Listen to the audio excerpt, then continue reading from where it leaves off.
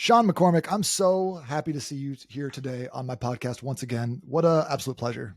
Yeah, buddy. I sang you a happy birthday song. I'll bring it up so you don't have to. Today is your birthday. And for 32 years old, you look fucking fabulous. 32, I don't look a day over 42. Right. I tell people I'm 38 and they're like, wow, that's really young. And I'm like, wait, what is that? What do you mean when you say it like that?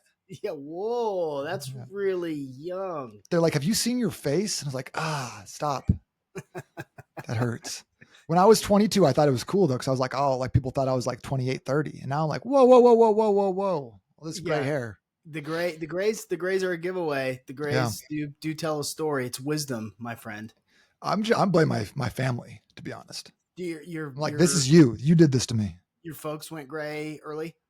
No, I blame my younger sisters. Oh. Yeah, it's a high stress lifestyle. Yeah, it is. But man, it's good to see you again. Well, we've done a couple of podcasts together. We've always had a really good time. You run the Optimal Performance podcast, and I feel like I look up to you and your podcast because they're like the next level of like, I like talked about like carbs and we're getting weird into like branched chain amino acids. And you're over here talking about like DMT and aliens. And I'm like, that's the level I'm trying to get to. Yeah. So I'm really excited to dive in today, chat a little bit about some of the things that you've been learning through your podcast. But first of all, I've been seeing a lot of stuff you've been posting on Instagram. By the way, your Instagram's amazing. If you don't follow the real Sean McCormick, is that right? Real Sean McCormick. No, real Sean. It's not it's just real. I am the real Sean McCormick, but it is real Sean McCormick. And it's Sean Cian McCormick. That's right. Yeah, that's right.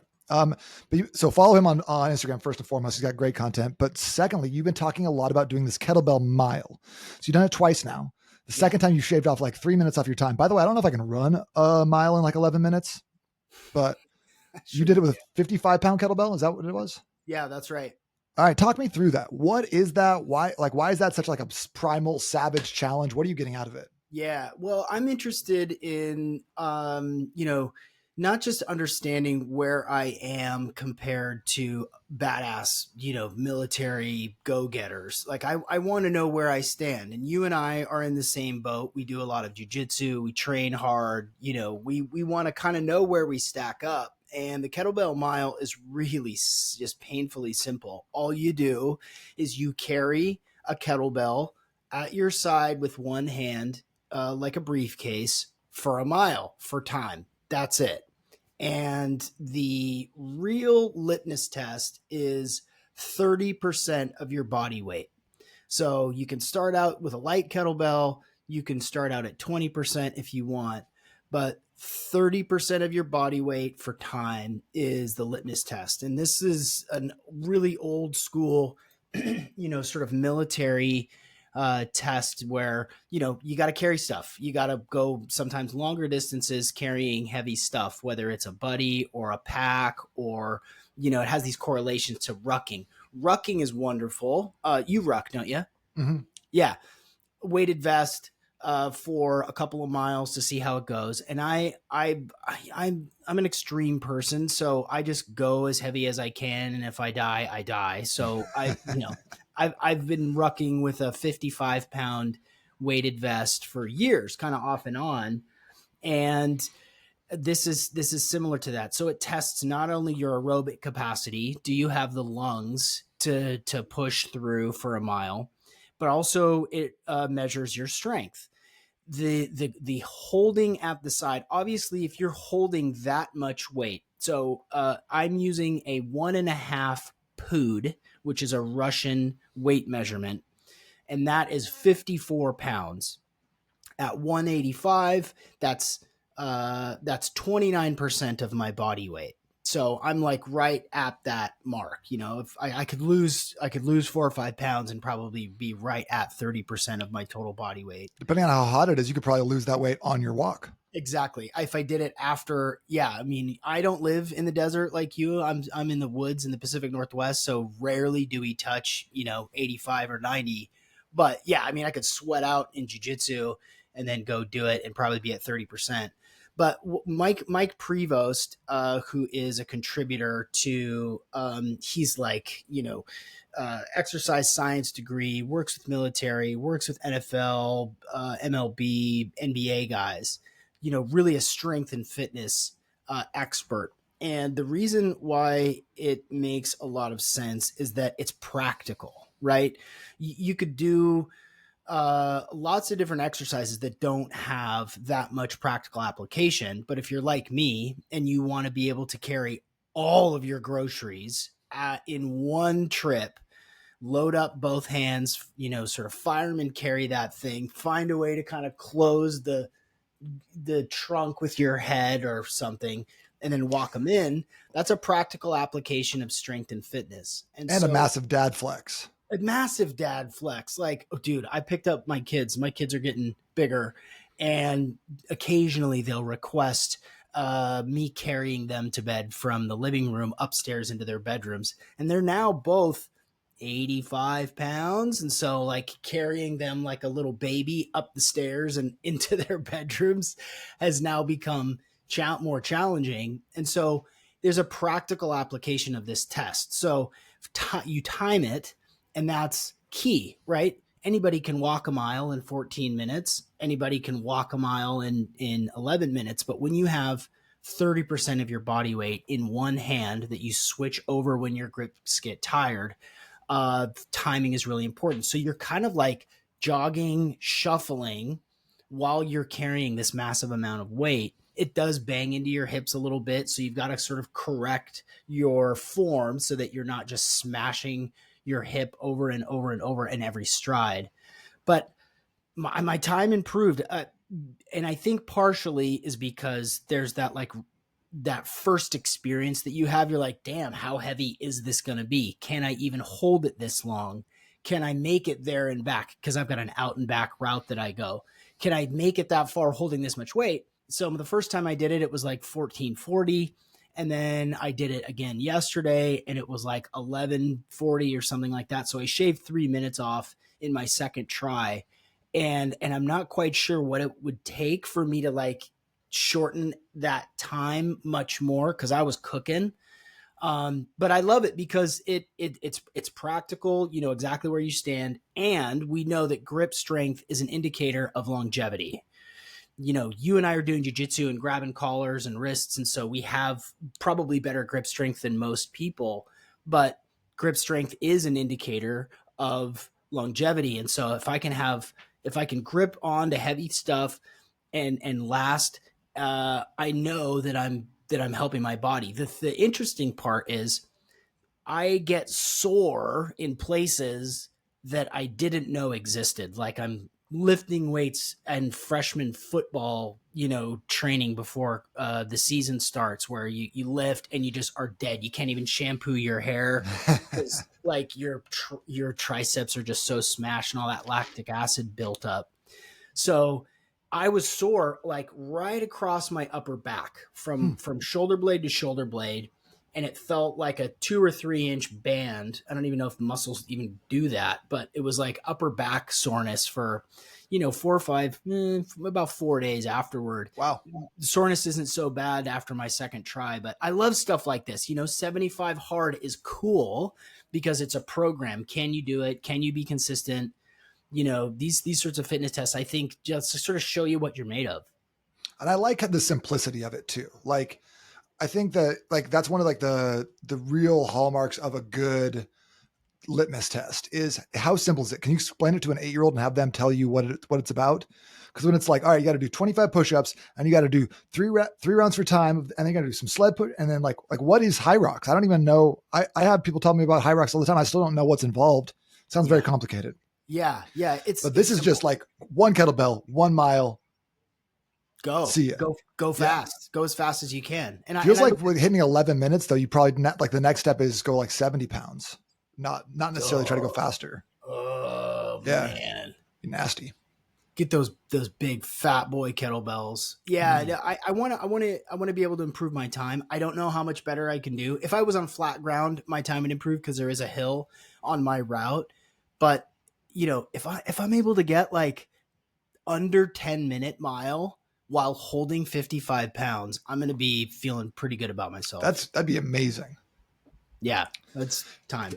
The guys in jujitsu who like grab your wrist or something like that and you're just not getting it back. Like Yes. that's a dangerous person. They got Yes. that level of grip strength. So I'm with you there. It's just like Yes. it's so much more cool to have amazing grip strength than to just have like epic biceps. I totally agree. And yeah, and as our grips, you could do a lot of jujitsu and your grip strength is going to improve the more jujitsu you do. But if I have another way, I'm not going to need rice. Like I'm not going to do that. But if I'm doing stuff like this, yeah, if someone can hold you, if someone can grab you and you cannot get away from that, you are hosed. Like they own you, and I want to be able to do that. Yeah. I like that. So talk to me a little bit about some of like, I think like we talked like last March, or something like that, but Yeah. talk to me about some of the recent guests you've had on your show and any of like the paradigm shifting performance tools or philosophies that you've uncovered in the last 12 to 18 months that you're implementing consistently and are driving some success results or just like fun in your life. Yeah, man. I'm looking at the list of the last couple of months of episodes. Like you mentioned earlier, I get to go down weird rabbit holes anytime I want. And because I have 500 episodes plus and, a lot of reviews, a lot of people who I really look up to or are fascinated by, I just reach out and say, hey, are you willing to come on the podcast? And a lot of them do. One of them most recently is Dr. Artis. Dr. Artis is a fascinating guy. He's been way, way, way, way ahead of the curve when it comes to sort of the COVID stuff. Now, I'm going into territory that got me, strikes on YouTube and shadow banned on Instagram. That's one of the it's a big issue for me. But to hear someone's take on viruses and what COVID is or isn't, and really shift, like, did we go to the moon? What is the actual shape of the earth? Things like that, where you're like, come on, this is blowing my mind. That the conversation with Dr. Artis really did that for me. And plus, we talked a bit about nicotine. And nicotine is an incredibly effective tool for a lot of things. Yeah. And it's, it's a neuroprotectant. It's a nootropic. It kills bacteria. There is some speculation that it actually is anti-parasitic. People, smokers weren't affected by COVID, whatever COVID was. Really? Yeah. Yes, which is ridiculous. And, heavy people were not affected by COVID as much. And heavy people are also not as affected by the inoculations. And people who have a high amount of nicotine in their body. There's nicotine in potatoes and tomatoes and all sorts of other vegetables and stuff like that. But if you have a lot of nicotine in your body, you're kind of protecting yourself from lots of different bacterias and yeasts and stuff like that. So Artis was a really cool episode. I've also recently, I did an episode with, I'm going to try to find it here and pull it up. A podcast around oral TRT. Shalin Shah from Kaisertrex talked like sublingual, like a capsule. Okay. I wanted to delay TRT as long as I can. I think that the time may be coming up soon, but I want to wait on that. I want to do all the natural things I can do.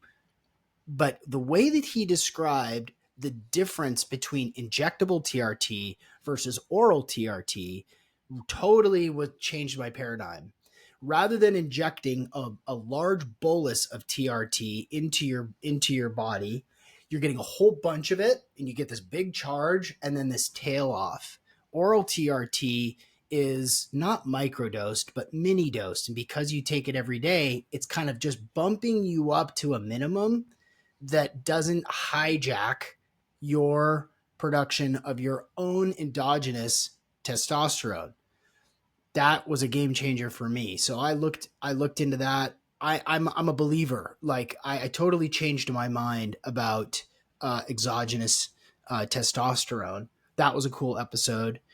I did a really cool episode with Logan Christopher from he's an herbalist, and we talked about a lot. So he's the founder of Lost Empire Herbs, and he talked about all of these herbs that I had never heard of before, was totally unfamiliar with. So it was like categories of different things that people want to hack. So like, what if I want to have better sexual performance? What's the thing? If I want to lose weight, if I want to sleep better, if I want to heal an injury. And he's like, oh, this herb, this one, that one.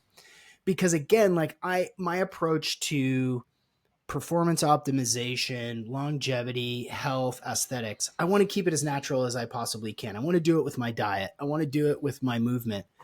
I want to live a long time without having to take pharmaceuticals.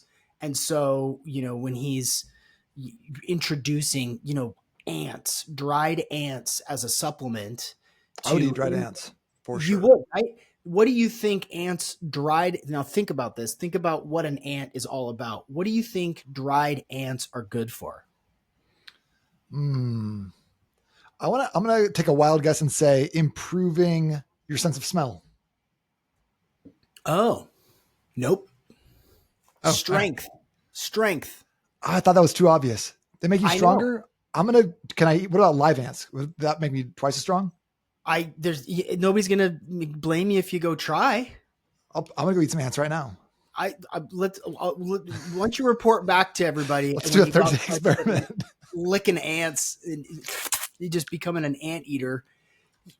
Like, again, I'm like, for real, ants? And he's like, oh dude, it's been a thing in China for a long time. There's a specific supplement that he carries that includes this dry ants. Ants are extremely strong. They have something like they're 40 times as strong as what they should be capable of for their body weight.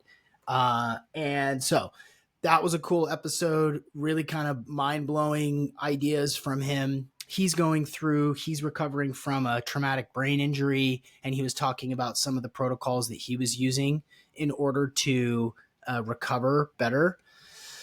Every time, this was going into last year, but do you know who Will Blunderfield is?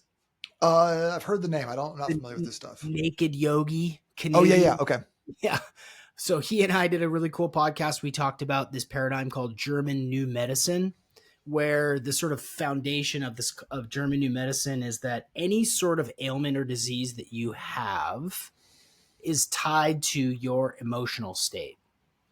So these guys are in the viruses don't exist camp, where it's like something that comes because, and again, I know that the things I'm about to say, people are going to be like, dude, this dude's a freaking weirdo. I hope people don't turn the episode off. But the fact that viruses have never been isolated, you've never actually been able to look at a virus under a microscope. The picture of the COVID thing with the red spikes coming off it, that's not real. There's been tests where people were coughing, sick people were coughing into the mouth of healthy people. Nothing happened to them. So then what is it? When my kids get sick, I get sick. What is the thing there? There may be some other explanations. So we talked about German New Medicine as a paradigm of like, you get sick around other people because there is an energetic and emotional component to that. You're sick because you're feeling the sickness from an emotional perspective. He's also a wild dude, and has a lot of really off the wall ideas that I really, really appreciated. That's cool. I could go on, but I want to like ask a couple questions about those things. First of all, Number one, like my daughter had RSV, sneezed directly in my mouth. I got RSV. It was like a really friendly thing she did there. Like, and I just knew at the second that she did it, I was like, oh, you have given me the illness. Interesting. Yeah.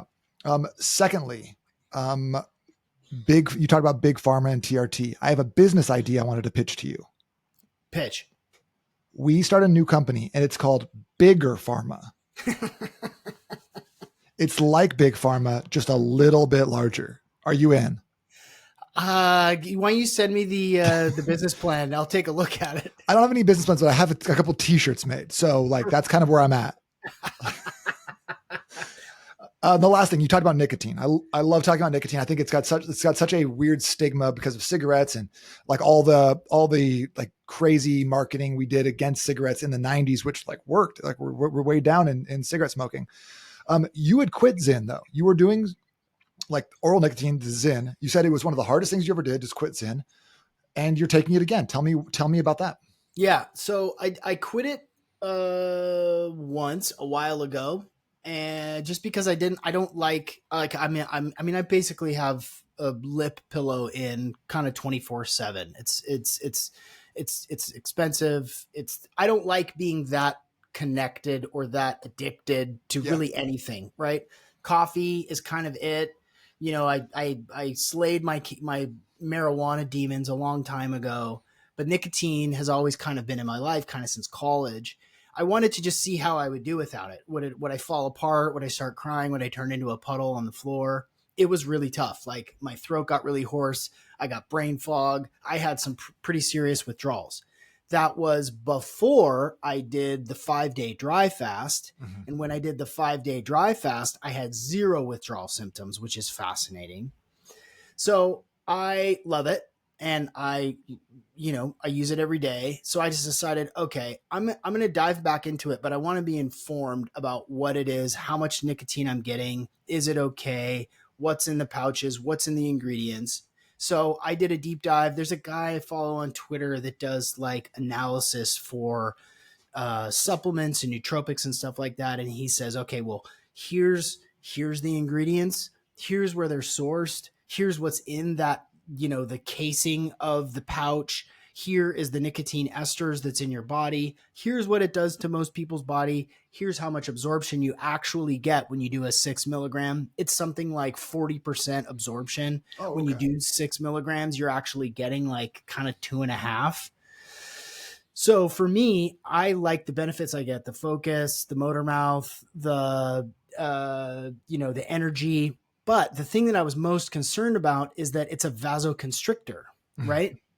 I don't love that. I like the energy, but I don't like that my blood vessels are closing up. You're going to say something about that. No, I agree with you. Like I don't take it around workouts. I make sure I pull it out like a half hour before I do any sort of training, anything where I want more blood flow. I'm ditching it. Right. I think that that's the smart way to do it. I'm not that smart. I roll jujitsu with a pouch in. I go for runs with a pouch in. Wow. I'm taking a product called Blood Flow 7, which is a nitric oxide supplement. I took some of that. I did not notice anything. It took about 4 days taking it every day to feel it. All right. To feel it. I still and again, like if I'm constricting my blood flow kind of all day, which is not good, it's not helping me keep my hair, it's not helping my blood flow in my body. So I'll take a nitric oxide supplement to kind of offset that. Here's the thing. Again, I don't want to be so addicted to something that I have to have it all day long. Mm-hmm. So what I'm going to do is I'm going to record a podcast with the founder and CEO of a company called SETT, SETT, and they make a nicotine alternative pouch. Oh, I thought they had nicotine in that because they sent me some stuff, or they're going to send me some stuff. Did they? Oh, maybe I'm full of beans. Maybe it's just way. I thought it was supposed to be like a clean nicotine. Oh, well, that's why I got to have him on the podcast. He and I are going to record next week. Okay. Because I want to get to the bottom of it, right? What's in the pouches? What's in the actual material that's in the pouch? I like the benefits that I get, and I'm willing to, have the addiction that I have to it because of the benefits. But I also want to be informed, and I don't think that this is necessarily something that I want to have all day, every day, kind of like the way that I am. So I want to learn from him and why SETT is a better alternative to Zyn or Alp, or your flavor is what do you have? What do you take? I get the one that's on sale. At 7-Eleven. Yeah. So right now I've got a Velo and an On. I got so Oh, okay. So like I've got like weird rules for myself around caffeine and nicotine and drugs in general. Like I only allow myself to take them at specific times. So I allot myself 4 pouches per day. I can have 1 6 per day. So oh. I'll have 3 4s and 1 6. It's kind of where I'm at right now. Where Like do you? What time of day do you stop? I won't have them. If I'm gonna have one, the latest I'll have it is 5 p.m. because it Wow. is a stimulant too. So I'm trying to like also like prioritize getting good rest. And I don't notice it like, even if I take it a little bit later, if like I take it at 7 or 8 and I'm staying out a little later, it's fine. But like if I'm at home and I'm trying to get to bed by like 9, taking one at 6 is, I feel like gives me a little bit like an adjustment period. Yeah, yeah. That's predictably you are disciplined about it, and my hat goes off to you because I am not as good at that. But coffee for me it's a before 11 o'clock. So I just finished my coffee, 10:34, and I allot myself 400 milligrams of caffeine top end. And Yeah, man, dialed. yeah. Tell me about weed though. Why, like you said, you slayed the marijuana demons. What, Yeah. any benefit to ingesting THC? And then what are the downsides? What made you quit? Again, sort of that same idea. I don't want to feel like I need it. You know. Beholden to Uh, something. I don't know. yeah, I did a dopamine reset fast. It's a product that I'm going to be shortly offering called the Full Moon Dopamine Reset, in which you take a half moon cycle from new moon, which is no moon, to full moon to reset your dopamine. And there's protocols on how to do that. Really changing your lifestyle for a total of about 14 or 15 days. When I did that, I stopped. Part of the program is to cut out sugar and flour, the recreational drugs, alcohol, all that stuff. And when I did that, I was like, the first 3 days sucked. And then after that, I was like, oh, like I'm waking up less groggy. I feel like I have more energy. I'm more present with my family. I feel more like myself, less like Shaggy from Scooby Doo. Like, Yoink, I Scoob. yeah, whoa. I wanted to understand my relationship to it. That's what this is really all about. What's your relationship to television or sugar or cannabis, all these things? So, yes, there are insane benefits to THC for pain, for creativity, for contemplation, for tapping into sort of your own inner reality, letting yourself become a little paranoid, to kind of have greater perspective and not just be, consumed by media. So for that reason, I like it. Cannabis is also what the Shipibo and Amazonian ayahuasca shaman call a master plant. So it has plants, it has sentience, it has medicinal properties. Cacao, coca, lavender, cannabis. These are all powerful plants that we can have a relationship with to understand how they work for us and use them for different purposes. So now, fast forward to today, cannabis, instead of like, oh, I've got to, smoke a little bit before a movie or before going on a walk or before bed. Now it's like, maybe twice a month now where it's like, I kind of feel like having it, just kind of spacing out a little bit, having a cool experience. So my relationship to it has changed. And again, like it's better that way, to be reasonable. That's fair. Yeah. We're still working on that one. Yeah. Yeah. Yeah. Yeah. Well, and the thing is too, like if you're doing one of those vape pens, it's like super strong with a really short half-life. So you're really high for about 45 minutes and then you're just hungry. Mm. And and for me, like I don't love that. I don't get hungry off of like the vape pens.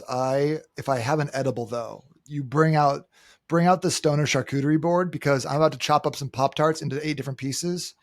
Find some like Baby Bell cheese in the fridge, like just scoop some yogurt onto a cutting. Like it's disgusting. And like, but I'm like, I have to have all of these things. Yeah, And that's after right. like a 5 milligram one that I'm like, I should go to sleep now. I'm like, well, you should go to the kitchen, see what we have in there. Yeah, you should go food party for a little bit before bed. Yeah. Except you want to have good sleep, right? You got to have a lot of food in your stomach. It's one of the keys. Exactly. What's your current biohacking crush? Like the thing that you won't like shut up to your friends and your wife about? What am I hot on right now? Let me think about it a little. Well, this is going to go into the woo maybe a little bit. I mean, technically, it would fall into the category of biohacking. Do I have it in my pocket? I do. I wasn't gonna. I'm not gonna have you on the podcast and not get into the woo. Yeah, I know. I'm that dude. I'm that dude. So I will condense a 100 years of information and wisdom into as short amount of time as I possibly can. This falls into the category of energy medicine. So I just released a podcast with my co-founder of Dry Fast with Friends, Theo Lucier, who turned me on to this little thing. This is a pendulum. Okay, I saw you. I saw you post about that. Yeah, and everyone said it would look like a butt plug. It's right. Yeah. Yeah, I mean, fair enough. It yeah. does a little bit. What is it made of? So this is made from a unique blend of magnetic metals in a resin matrix. So the magnetic metals in this is called a pulsar, PULSOR. This is a pulsar spin tester. Pulsar also makes other devices and products that mitigate Wi-Fi, that can essentially transmute negative energies and make them into positive energies. I could do a demonstration. It might take a minute, but essentially what you can use this for is to harmonize the energetic points on your body. So we have positive and negatively charged points on our body. A man's right shoulder has a negative charge. A man's left shoulder has a positive charge. When you hold the pendulum over these different points in your body, you'll see, those of you watching on YouTube, I'm holding this very still, and yet this pendulum is wiggling and spinning. So it's moving counterclockwise over my right shoulder. Okay, that's like, and it's actually picking up speed too, or Yep. like picking up, like yeah, like more. It's oscillating large. It's getting larger. Right. And you can watch how I'm holding it. And I'm watching his fingers, and it's not. His hand is not moving. Not at all. Yeah. All So right. this is moving counterclockwise which indicates a negative energetic output. Okay. It's negative. Counterclockwise is negative, clockwise is positive. This little thing, I've done a ton of research, and I've been experimenting with this. The applications for this are tremendous. I use this on my dad's broken foot, and in 15 minutes, his pain number went from about an 8. I said, what is your pain right now? He's like, it's an 8. It sucks. After 15 minutes, it went down to a 4. Interesting. That's one application of this little pendulum. Do it on your left shoulder now. Yep. So hold it over my left shoulder. Immediately it starts to go clockwise. Your video just cut out, which I think that's big pharma. Okay, we're back in. We're back in. It's going. That's crazy. It's crazy. You can use this on yourself. You can use this for decision making. You can find your own personal frequency with this device to figure out if a certain food is going to agree with you or not. I got lots of stories about using this out in nature and finding energetic pinch points. I found that there was a spot in my living room that was like really gnarly with negative energy. Negative meaning like out of harmony. You can think feng shui a little bit. Like there's a flow of energy inside any space, and there was one place in my living room that was just like, it was not in harmony. The pendulum was going crazy. So what you can use this for is to spin out the non-beneficial energy and spin in positive energy. If it keeps happening, you got to kind of organize and reorient your living room. You got to change that stool out. You got that at You gotta- Goodwill 30 years ago. You just need to get rid of it. Yeah, nobody likes it anyway. It's not comfortable to sit in. You can tap it on different things and it will reset because of the metals in here. You can tap it on your phone and it will basically like diffuse the buildup of non-beneficial energy. This thing, there's so much more that this thing does, but this is my favorite. And I've been using it on myself, on my body. I've been using it. You can do it remotely. So I've been now using this long enough where I use this in coaching calls. If people are kind of stuck in decision making, it can help them like assist in their decision making. Tremendous. You just keep it in your pocket? You keep it on a necklace? I keep it in my pocket all day. All right. Yeah. And it's the one that's like $200, right? Exactly. Yeah. Okay. I'm looking at the website right now. Maybe I'll buy a birthday present for myself. Okay. You should. The thing is like, I'll write it off. As wild as this sounds for people, and I understand how bananas this is. You know, this is like the kooky, spacey, hippie aunt who has like dream catchers and pendulums in her room. I'm that aunt, basically. When you start using it, then you will understand it. When you start seeing the benefits of it, when you understand like, shit, my shoulder feels a lot better after 15 minutes. My dad's foot feels a lot better. The energy in the room, I'm less tired when I sit in this spot in my living room. I found stuff in nature that was super interesting and has a lot of, energetic benefit at helping me make better decisions about the food that I'm eating. Like it is as woo gets. And also it works. And this is not new stuff. Interesting. Yeah. Okay. Where are we at on microdosing? What are you currently microdosing?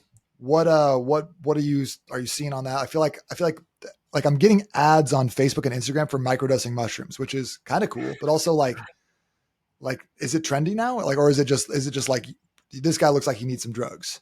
Well, I mean, this guy does look like he needs some drugs. But... I was in Costa Rica for a month. Not a single person offered me drugs.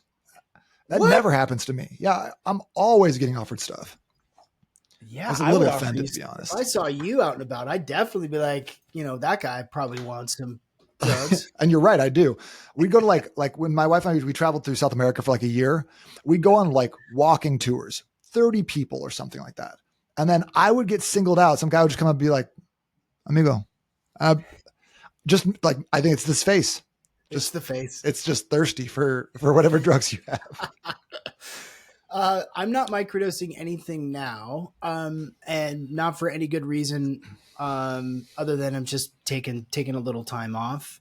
For a while there, I was microdosing LSD, which was spectacular, and it was a proper microdose. And then there's a distinction between a true microdose, which is you don't really notice it, and a mini dose where you do kind of notice it.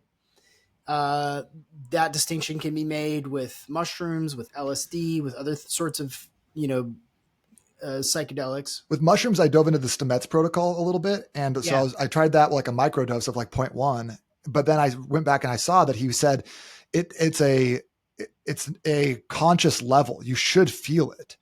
You shouldn't be like hallucinating or like out of your mind, but you should notice some effects of a microdose. So I upped it to like 0.5 and I was doing that for a little bit.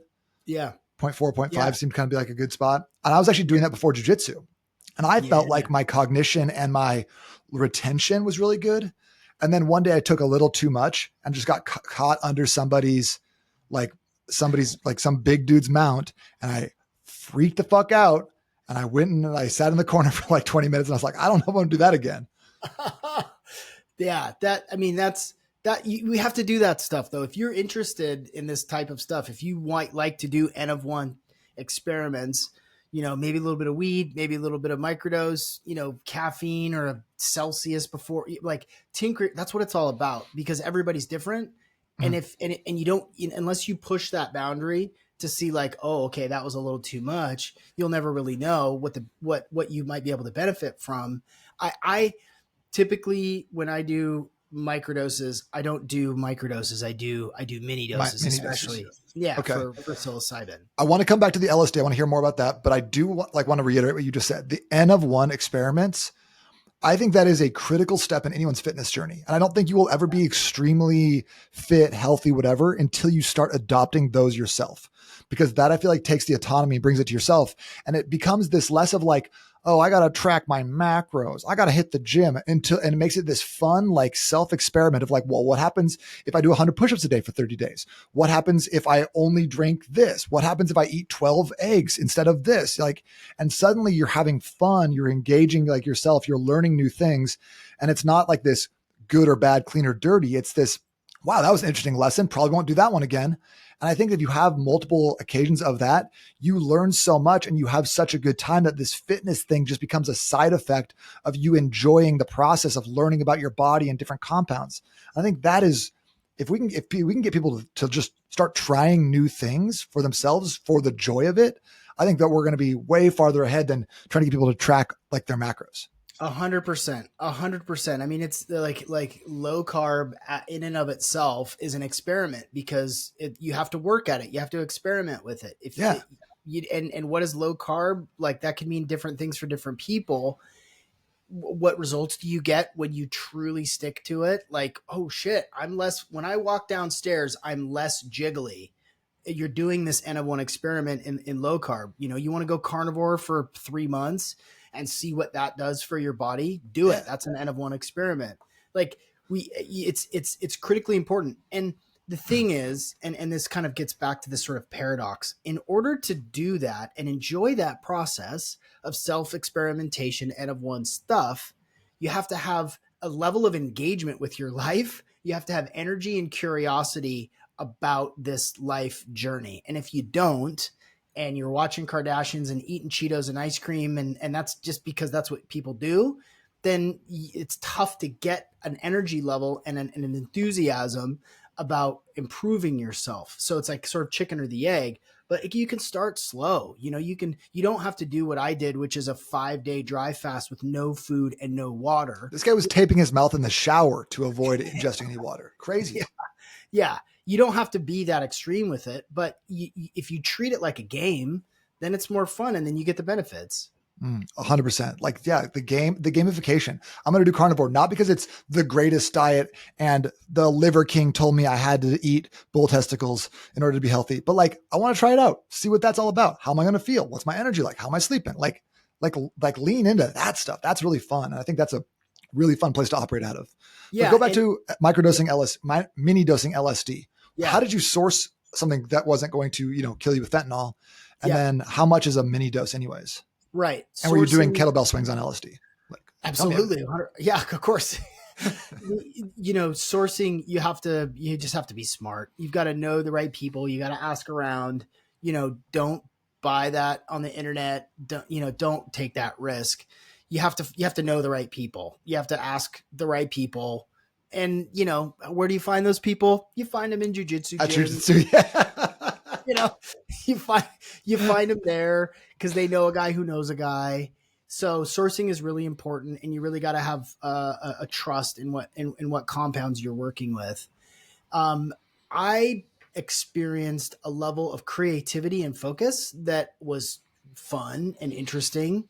The thing that I love about LSD is that it's peppy. It's like, it's fascinating. It's interesting. It's engaging. It's optimistic. It's broad in the perspective, So, I sit in front of a screen a lot of the day, coaching calls, recording podcasts, working on things. Like I'm sitting a lot. So it's like, I'm not tripping. I'm not trying to go trip out while I sit in my office and podcast studio. Like that's not the point.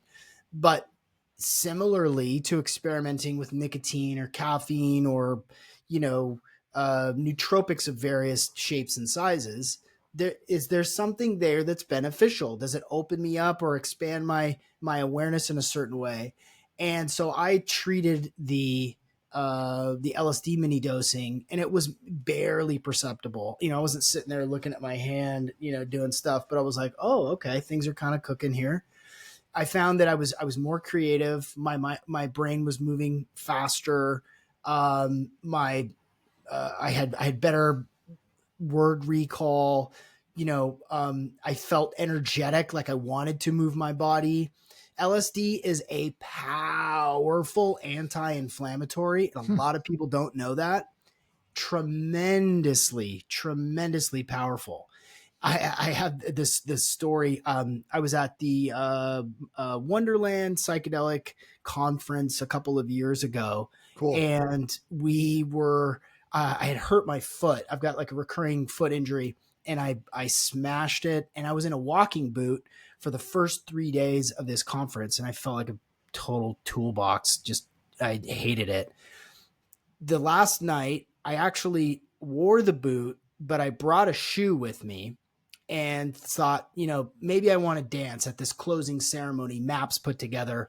This DJ was like in Miami. It was super fun. So we dosed, and I went, and within about an hour, my foot didn't hurt. And I was like, whoa, okay. I happened to be there with an MD, a doctor friend of mine. And we're like 3 hours in. I switched the boot off. I put a shoe on and was dancing on this foot for 4 hours. And I'm like, he's like, he walked over and he's like, I noticed that you're, not wearing your foot. Do you know why? And I go, I don't know, man. It's like the music and the people and the vibes. He's like, no, it's not. It's the LSD that we took that is powerful as an anti-inflammatory. And I was like, I didn't even know that. So again, like there are incredible benefits, and you just gotta tinker and know the dosage and, understand how it works into your day. All right. That's awesome. Last question before we wrap up. I told my client I would ask you this because I was telling her about the Phoenix protocol, the 5-day dry fast. And she was like, that's insane. How does it stack up to a 5-day fast where you're having water?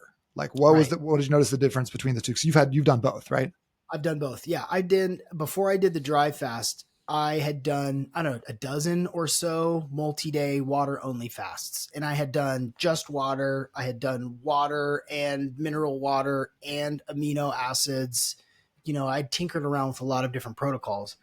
The most, and especially for your audience, the most critical element of the distinction between a water only fast and a dry fast is muscle preservation. There is almost zero muscle loss during a 5-day dry fast. There is a ton of lean muscle mass loss during a water fast. The Russians proved this. The Italians proved this. It is something about the way that obviously you burn a lot of fat, and you can actually, this is a much longer, larger explanation, but you are burning senescent cells for energy, fat for energy. You hit deep ketosis on day 3, and it stays until you get your stem cells on day 4 and 5. What it doesn't do, because it's so effective, because you're not still activating your digestion by drinking water or getting water in your mouth from a shower, because you're not activating your digestive system through consumption of liquids, your organs are resting. And then your body turns the keto engines on and pulls scar tissue, fat, but it preserves your muscle for some reason. And I don't know the technical, explanation for it. It's in the Phoenix protocol, and it's in some of the work of doctors Filanov and Shishenikov who have proven this. But the before and after pictures that I posted of day 1, I lost 18 pounds in 5 days doing the dry fast. That is the key. That is the key thing. The key thing is muscle preservation and a more powerful fat loss. There's so many other things, but that's sort of the key thing. Awesome. Okay, cool. And so if you are you can have one of those, like the Phoenix protocol for sale, like on your website. Is that one of the offerings you're going to have? I know you said talk about the dopamine fast, but yeah, no, so dryfastwithfriends.com is where people should go if they're curious. And Theo and I do like a 15 we have a couple different products where you can do the DIY version. You can just do the dry fast on your own without the group and without the peer support and the guidance from Theo and I. So there's a lot of different options there, but there's also a 45-minute like YouTube video that goes through a ton of aspects and benefits of dry fasting, which mark my words, man, this is going to be way popular in like 5 years. It's funny, that thing when you start to do a thing or start to read about the thing, your antennas go off and you can see it everywhere. Yep. Red card theory. Exactly. The week after we did dry fast with friends in our first round, we've done 2 group dry fasts. Rogan was talking about it, and it's like, well, then Rogan watches your podcast though. Yeah, right. He's always stealing your guests, bro. Yeah, he and I do have some guests in common for sure. Yeah, dude, Sean, this has been a lot of fun. I could talk to you all the time for hours, but this is great. We'll cap it here and let's do it again sometime. Absolutely, let's do it. Thanks, buddy. You're the man.